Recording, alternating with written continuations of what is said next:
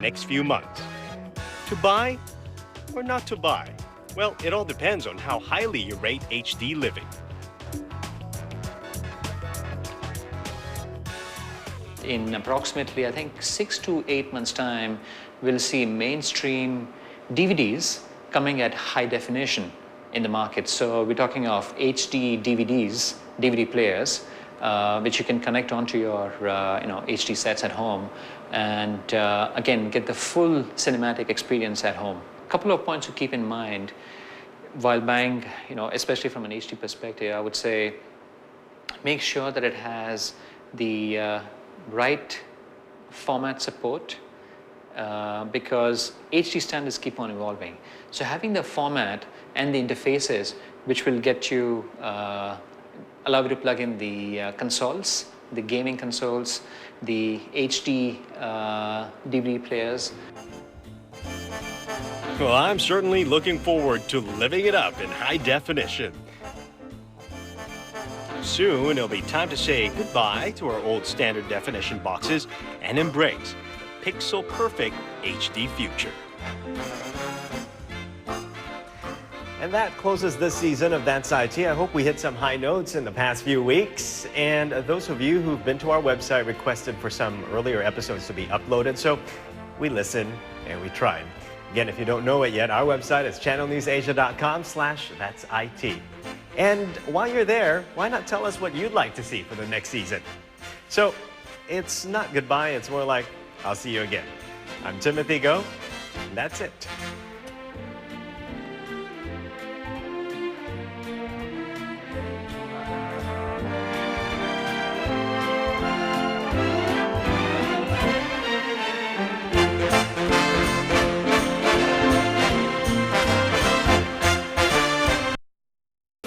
Talk to me if you feel the need or when you need the feeling. Talk to me. Hello everyone, I'm Timothy Go, kicking off a brand new season of That's IT. And speaking of kicking off, the World Cup season is upon us. Don't know about you, but I am prepared for it. All the late nights, the beautiful goals, and great company. Life is good. Well, with technology, we can be there too, match by match, minute by minute. You may ask, how important is technology to a few games of soccer? Isn't a ball, a referee, and 22 other players all there are to a match? Well, not if it's a championship at this grand scale. 64 matches to be played over 31 days, broadcast to more than 200 countries. To bring these matches to your homes, the 2006 FIFA World Cup will feature the largest voice and data communications network ever for any sporting event. According to FIFA's technology partner Avaya, this network connects up to 12 stadiums, serving 30,000 volunteers and 45,000 points, including 2 media centers and the FIFA headquarters. Well, it doesn't get any bigger or harder than the World Cup. The network actually expands out to hotels, to train stations and airports to provide spectators assistance when they're going to the games. It reaches out to the mobile workers as well as remote workers. 100,000 telephone calls are made every day across this network. 15 terabytes of information is transferred across this network within the 31 days, which is equivalent to 100 million books. We are talking about 41,000 hours of dedicated programming in over the next 4 weeks. Just imagine the bits and bytes running through the network just so you and I can sit in front of our TVs to catch them all. At its pinnacle, there's actually 300 people supporting and managing the whole FIFA corporate environment.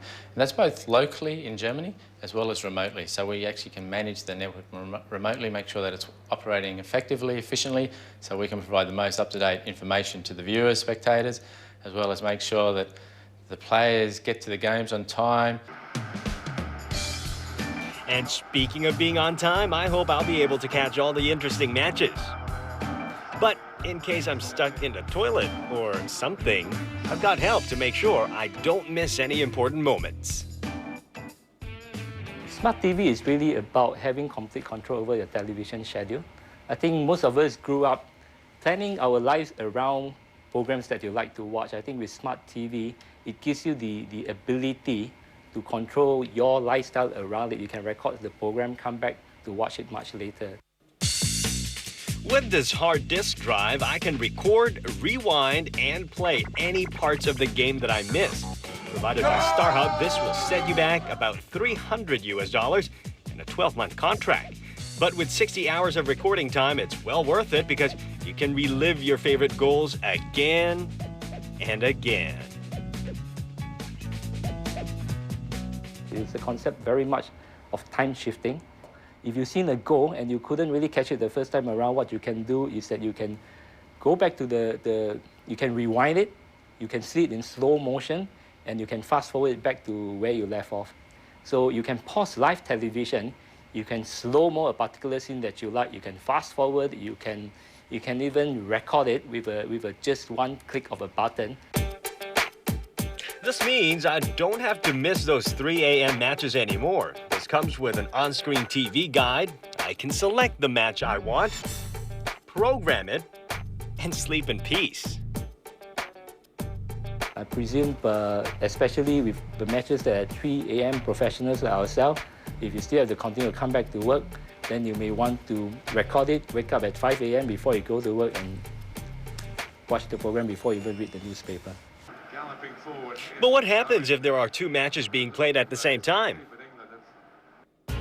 Well, just record one match and watch the other.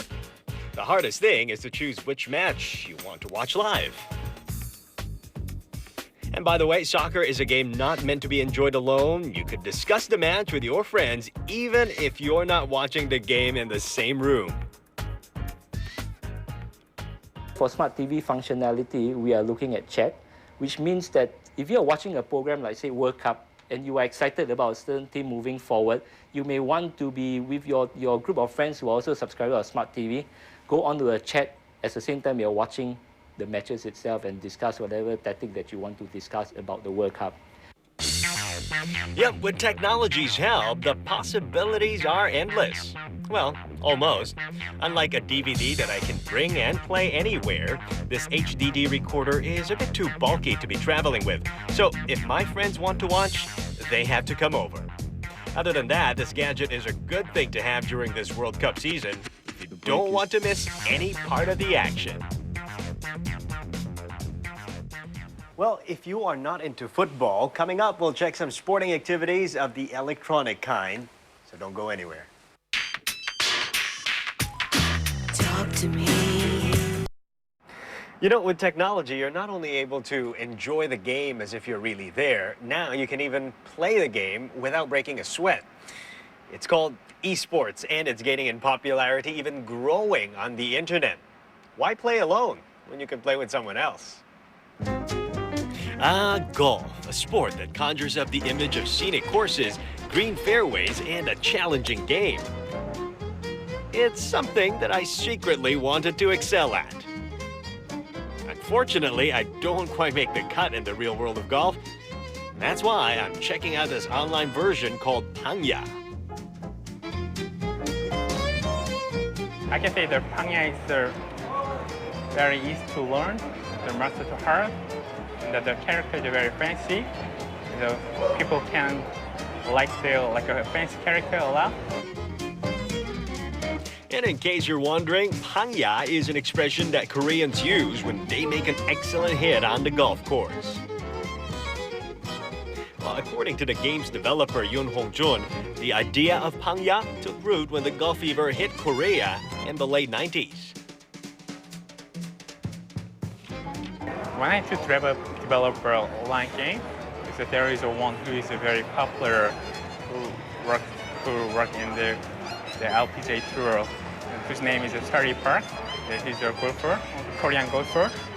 And so I got an idea that it could be very effective on the online game.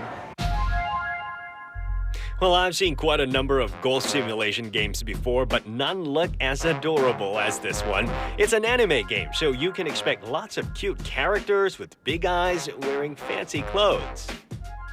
The game is free for download at this address. You can practice on your own or play in a team of 2 or 3 or 4 or as many as 30 during tournaments while you're online. The catch is, if you want to customize your character with fancy apparel and special golf gear, you'll have to pay. Players in Singapore and Malaysia prefer the method of free-to-play and purchase by cash item. The cash item actually personalize their characters, which give them an identity in the game. Pangya is said to have 10 million fans around the world and is one of the top 3 games on Thailand's gaming charts. Asiasoft, Pangya's service provider for the region, recently launched an English version for players here. With the growing popularity of online gaming, it hopes that Pangya will take off like other multiplayer games such as Gunbound and Maple Story.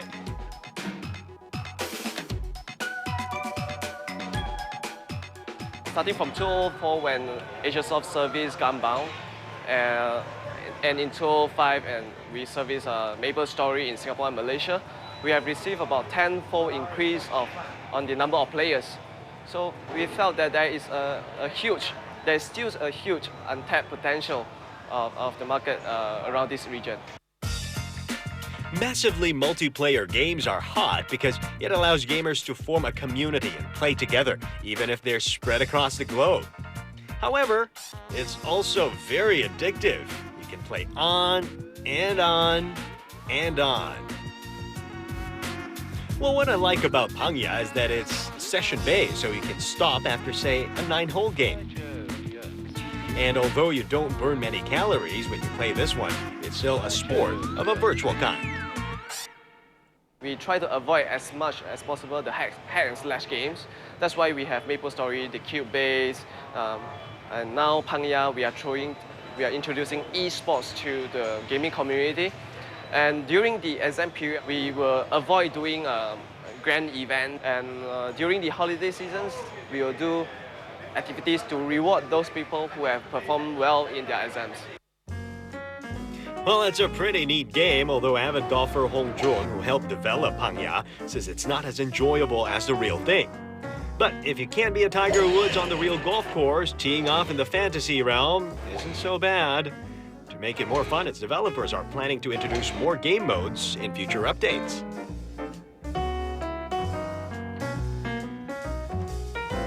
This coming October, we are preparing to start season 2, and there is a new 2 fancy character, and there is a new map, which is a little bit, the level is a little bit higher than this. Well, like any sport, you'll do better if you practice a little discipline, I guess. As for a newbie like me, I'm still practicing, hoping to say Pangya someday in this virtual golf game. If you want to lay your hands on some cool tech gadgets to help you enhance your sensory experience, then stick around because we'll show you more when we return.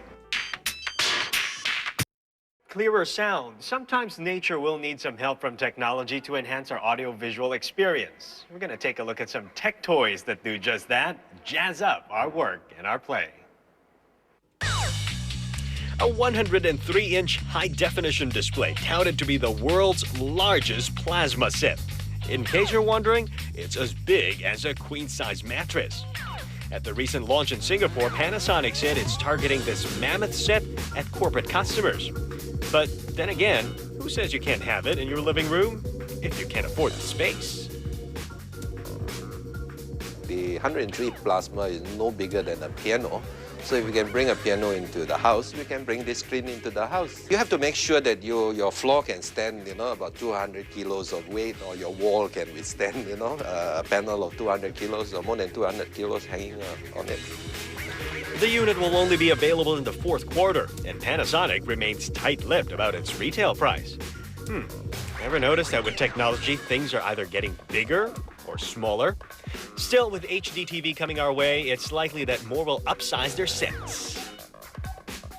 In our analysis of markets, we noticed that in countries where HD TV is being broadcasted, there is a tendency for people to opt for bigger, larger size sets, usually 42-inch and above.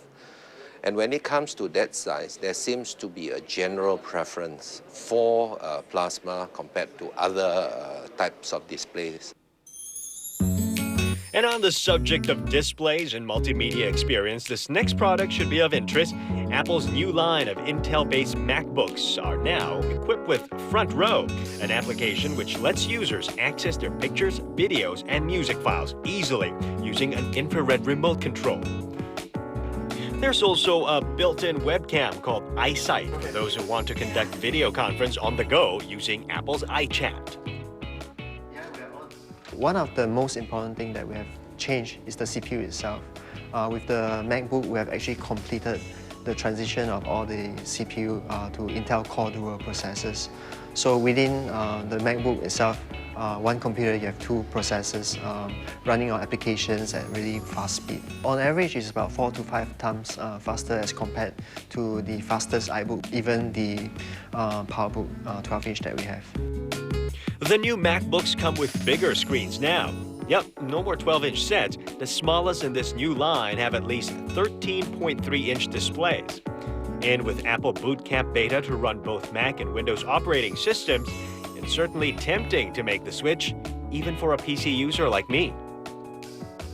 Officially, we are not still supporting Boot Camp right now, so I will not be able to comment on whether we will officially support it later. For Mac users, if you are moving from an existing iBook to a MacBook, we have certain utilities in the setup process to say, do you want to keep your preferences? Would you want to move your documents and all that? All that can be done with a simple cable connection to the FireWire port. For PC users, it'll be a bit more complex, but essentially if they are dealing with their photo, music, or even document files like Microsoft Office, Word, you can actually port them over to the MacBook and start using them without any issues. If Apple has Front Row for easy multimedia access, HP has Quick Play, an application which lets users activate their media files with a single touch. The application comes bundled in its new notebook, the HP Pavilion DB2000. It's designed for heavy-duty multimedia performance, so don't expect a lightweight machine. Yet, despite having to add to the bulk, I would still go for its optional expansion base. Its speakers alone are worth it. With laptop this powerful, perhaps we could finally retire our desktops.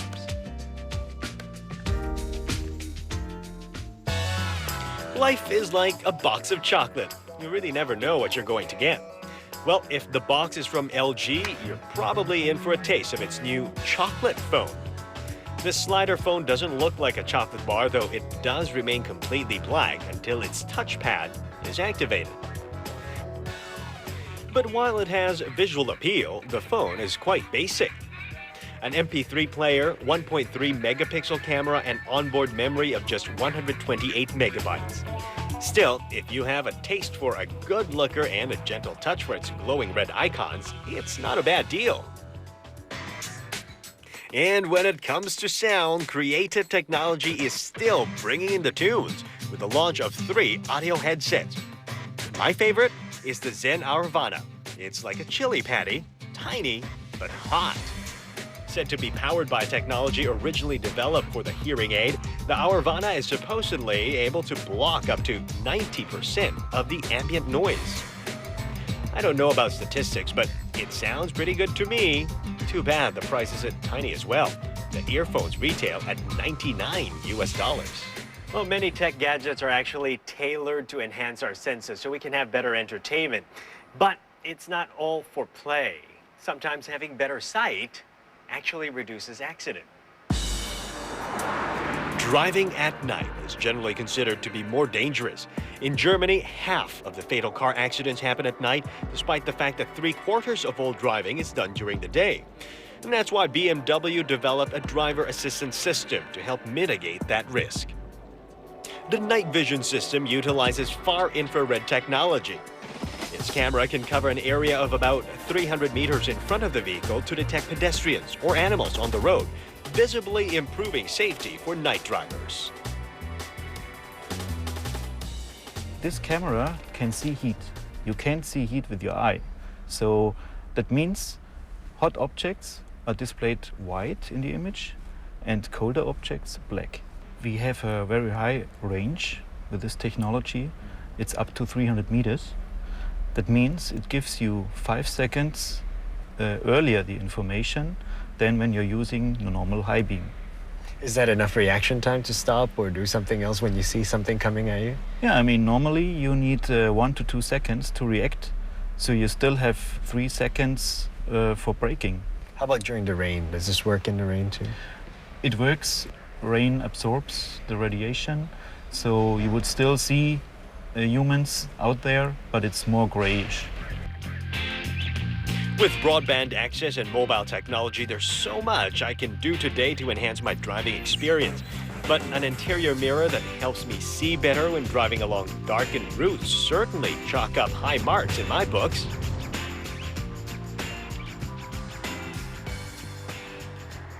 And that brings us to the end of this episode of That's IT. Whether you're watching us on a big plasma screen or a small PC display, I don't care. Just watch us in the weeks ahead. We've got lots to tell you about. Also, there's a dedicated blog for That's IT, so do drop in and have a visit. I'm Timothy Go. That's it. Talk to me. Talk to me. If you feel the need or when you need the feeling, talk to me. If you feel the need or when you need the feeling, talk to me.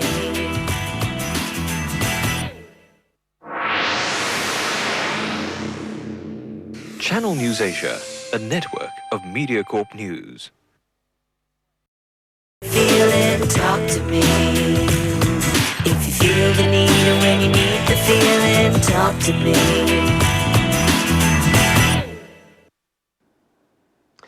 Hi, my name is Tim, and I have a tech obsession.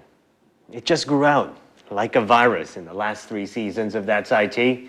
Now, I desire anything that has a beep, a buzz, or a technological sound to it. I could be suffering from technolust, where technology is fun to have technology, but rarely is it essential. One observation made about today's generation is that it is filled with people who are gadget-obsessed, perennially multitasking social failures who can't get anything done or even relax. So, are we doomed? 1 month ago, I have never heard of YouTube. Now, it's everywhere. Talked about by all forms of publication and pretty much everyone. This is the site that allows anyone to upload everything. Yes, that means you can watch almost anything.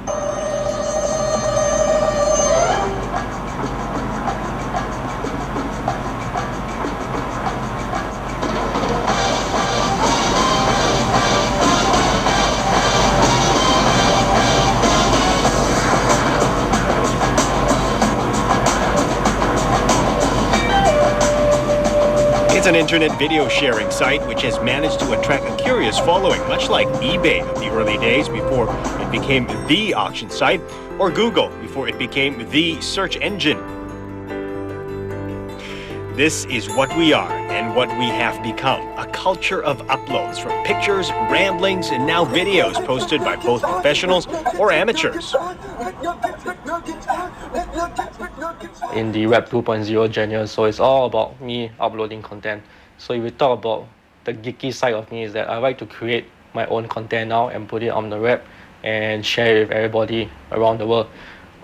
So for example, like I do take a photograph, all I need to do is go to a wireless spot, upload the photographs onto my notebook, onto the server, Flickr, and I can immediately put it on my blog or on my work website.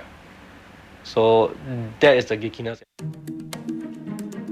Aaron, who uses a moniker for his website, is just one of the many net citizens doing their part in contributing to the net, spinning content, and more content. It's this culture of content creation that makes many file sharing upload sites, like blogs and YouTube, popular. With YouTube, it is estimated that people are posting some 35,000 videos daily. On average, these videos last between 30 seconds to 2.5 minutes. The site is said to have a ready audience that watches more than 35 million videos per day. And ironically, this is what depresses me, because it brings home the message about the pseudo-power of technology and media, where we believe we are taller, more beautiful, and wiser, purely by the virtue of owning cool stuffs and connecting to cool places and people. Sound familiar? I think the media slide is more of a moniker in the media PR industry about a spokesperson who wants to get all the media attention as possible. So basically, I'm keep playing around with the moniker. And because my day job, I also write about the media and PR industry, the tech media and PR industry. So it's more of the site is more of the wild side of my normal day job. So here I am, like a kid stumbling into a candy shop, lusting after every candy in a store. Are we slaves to technology? Tech analyst and author of World Without Secrets, Richard Hunter, says we are the network armies, which he defines as collection of communities and individuals who are united on the basis of ideology. In this case, an ideology equipped with tools of technology. Individuals have a tremendous amount of power in this world, and that's why individuals are able to form network armies and exert power in the areas in which they have strongly held beliefs. So what is this? A vision of techno-utopian future where techno-lust is our new religion? In our world, everyone has the technology. Technology has been thoroughly democratized in the last decade. Anyone who has a job of any kind can afford to buy a powerful computer, can afford to link it to a network, to a high-speed network, and can gain access to most of the information sources that are used by intelligence agencies in governments worldwide. Techno-lust? I call it